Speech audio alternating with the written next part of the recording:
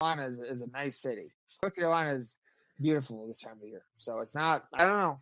We will be talking about top 5 venue cities for sporting events and sports teams. So before we get into that, let's talk about the NBA playoffs because the play-in's happening as we currently sit here live on Wednesday. Miami is pumping Chicago 93-80. There's 10 and a half minutes left in the fourth quarter, so it looks like Miami is going to get themselves into the bracket. Chicago, once again, Jerry Reinsdorf just loves to do it. Jerry Reinsdorf has not been around for a while, but the Bulls have been an absolute fucking dumpster fire also. It's every single year with their fan base. They're the Geico guy with the real and the dollar. Like, oh, look, we made the playoffs. Psych, we're going to lose in the first round of the play-in. Chicago, they got to figure out their identity. Like, should have blown this team up long ago, but at least they got stuff for Levine. They got stuff for DeRozan. They got some stuff for Caruso. I think Giddey, all the memes you want about him, he's going to be very good. Kobe White is a real stud in this league. He's going to be fine. Should have traded Vucevic. They got to fucking break it up and fucking figure it out, go from there because the Chicago's done. And Miami is almost always a lock to fucking be in the play-in because the culture and doesn't matter. Because the East is so unbelievably ass that he will always be in the play-in at minimum. There is a day that comes where the Miami Heat aren't in the play-in. That is the day I will be very surprised, is all I'm going to say. So, look, Miami gets to place Atlanta now, who Atlanta got fucking shit-wrecked by Orlando. They got shit-wrecked by the Orlando Magic, and Trae Young basically threw the ball at the referee, so he got a nice, nasty fine.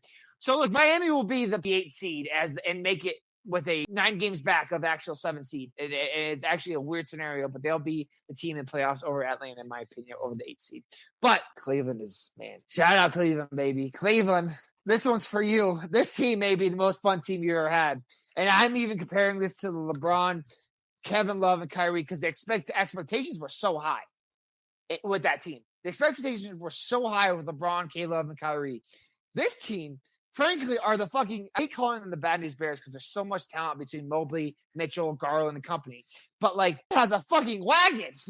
They got a fucking wagon, and Kenny Atkinson in his first year has picked up what J.B. Bickerstaff did and just absolutely ran with it. And like I said, we talked about the East all season long being like, this is Boston's lose. And then Cleveland just said, yeah, not so fast. We're a damn good ball club too. The biggest question mark with Cleveland is the inexperience. That is still the biggest question mark, as opposed to Boston, who has obviously a lot of experience. New York has experience. The Pacers were in the conference finals last year. You could be looking at them in the second round possibly, or first or second round possibly. So that's my biggest worry about that series. But Cleveland will run through Miami. It's Atlanta for whatever reason. Cleveland will only maybe lose 1 game, and they will roll through in the next round. That Cleveland is putting themselves together, and shout out our boys over at Ohio Sports Talk. Make sure you follow them. They live every Monday with Jordan and Doug out there, but they're excited that Cleveland is as good. Are good. They got a good roster, man. There's much fun things to be excited for if you're a Cavaliers fan. Like this, like the Nuggets roster of 2022 before the Jamal Murray injury, where everyone was just healthy. The team was flying around. They were excited to watch, and no one really knew how to guard all the different weapons they have. They're great defensively. Man, Cleveland's got it all. So they're a team to be reckoned with in these. Let's go over to the Western Conference and because the bad thing happened.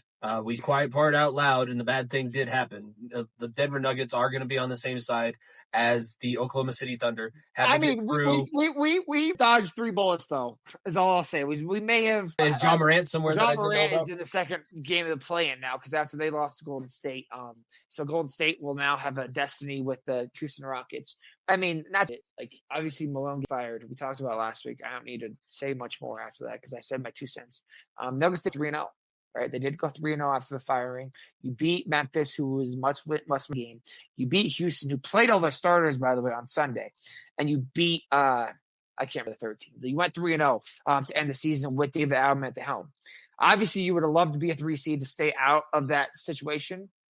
But if I look at this bracket, this bracket, there's no easy fucking scenario. Let's not sugarcoat this. Outside the 8th seed, which is probably going to be Memphis, which OKC will roll through them. I see a situation where Golden State beats Houston. I see a situation where Minnesota beats LA. I can see a situation where the Clippers beat the Nuggets. If you are not the Oklahoma City Thunder, that 2 through 4 all are on upset watch. All an upset watch. That's just how good the West is, right? There was 1 or 2 game difference between the fucking 3 seed and the fucking 8 seed in this conference. That is a crazy, crazy, crazy thing. And like I said, this is why the West is so far superior to the East, because the East has matchups where, frankly, I don't care about. Like pull up the Eastern bracket again. Frankly, Boston through Orlando. Cleveland should walk through whoever they have. New York, I feel like they should be able to beat Detroit. That's the big question mark. Milwaukee, Indiana, that's probably the best series out of the Eastern Conference, to be honest with you. The West is a fucking who's who of who's because the Clippers are red hot. Kawhi is healthy. James is back. That team fully healthy is a deadly team. Deadly team. Golden Jimmy Butler has won like 15 in their last 19. Okay? They are a deadly team. You're the Houston Rockets. I wouldn't want to play them. No. And if you're the fucking Los Angeles Lakers and you are staring down Anthony Edwards, Julius Randle, and Rudy Gobert with your best big man being Daxton Hayes, oh boy. It's who's West, right? There is a real scenario where I could seriously see the 6 and 7 seeds in the West making the run of the playoffs. I'm dead serious. That's a real possibility, very real possibility. Is how much of a dog fight it is in the Western Conference as opposed to the Cupcakeville in the East. No, I think that it's a fair point because the West for the last few years has been a lot better than the East. It's not like this is a new trend. This has been something that's been proven quite a bit over the last few years that we've been looking at the NBA playoffs here on this show. Any other things that you want to mention? I'll give my last predictions real quick for each one, and I'll make it quick. I'll go about each one real quick because I think it's important just to throw these out there so people don't think I'm a mark and I'm not fucking soft and I actually don't pick these. Playoff matchups, this is what I have. So first round, Oklahoma City Thunder versus, I'll say Memphis for instance, because I think even if Dallas wins, by the way, Dallas, what a shit show that's already continued to be. Nico Harrison is having press conference where no cameras and no recording devices are allowed. By the way, they play tonight. As we're recording this, they played tonight in the play-in game with a chance to still make the playoffs. Interesting. Oklahoma City should sweep that series. Frankly, 5 games at the smallest. 2 versus 7 in the West. I'll take Golden State. I love what Jimmy Butler has shown in the playoffs, and playoff Jimmy is different. And frankly, now I watched the stats. State's playing game last year as opposed to this year. Klay Thompson didn't have a bucket last year. Jimmy Butler dropped 34. Him and Klay together, it's a different animal. I think Houston is too raw, too young right now. And frankly, Jimmy Butler is going to one-on-one ISO Jalen Green all fucking game. Or if it's not Jalen Green, it's going to be Steph Curry doing that. And I think Golden State pulls off the upset there. 3 versus 6, I'm going to go Minnesota the upset. I don't know what in me feels it. I feel like the Lakers are still missing that big man piece. Luka is obviously going to do Luka things. I think Minnesota has that little bit chip on their shoulder because they faced Luka in the conference finals last year with Dallas, and Luka put a dagger in their heart. So I think they're out for a little bit of blood. I have Minnesota beating the Lakers, frankly, and I know a lot of people are saying the Lakers are going to dominate. Lakers dominate this. Lakers have 3 great pieces on their team, but that's it. Rui Hachimura is not going to be able to guard Rudy Gobert. Jackson Hayes is not going to be able to guard Rudy Gobert, right? As much shit as I want to give Rudy Gobert, I think Minnesota can win the series very easily because I think they match up very, very well. With Anthony Edwards, possibly LeBron, Jaden McDaniels on Luka, they match up great defensively against the team. Mike Conley on Reeves, match up great defensively, so I have them. I'll do it for my sanity. I'll get in 7 over the Clippers. I don't know. Kawhi healthy? Kawhi's that's going to be interesting. Scares the shit out of me. I do think we can match up defensively. You put Christian Brown, who should be in conversation for most improved player. Okay, for those that don't watch Nuggets, Christian Brown, what he's done in the KCP role, he's frankly been better. The reason why we suck right now is because Christian Brown is no longer on our bench.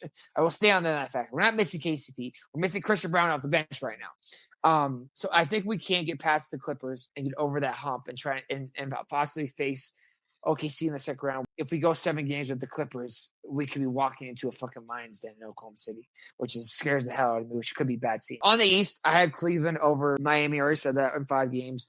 2 versus 7, I will take Boston over Orlando. I think Boston's still one of the teams of the East. Frankly, it should be Boston and Cleveland in the conference championship for a reason. They've been 2 of the best teams in the East. Frankly, 2 of the best teams in basketball outside of Oklahoma City as well. 3 versus 6, I will take New York. Detroit, it's a cool story that you made the playoffs. It's awesome. It's awesome. You're finally back in the playoffs. Cade Cunningham's Durant is exciting.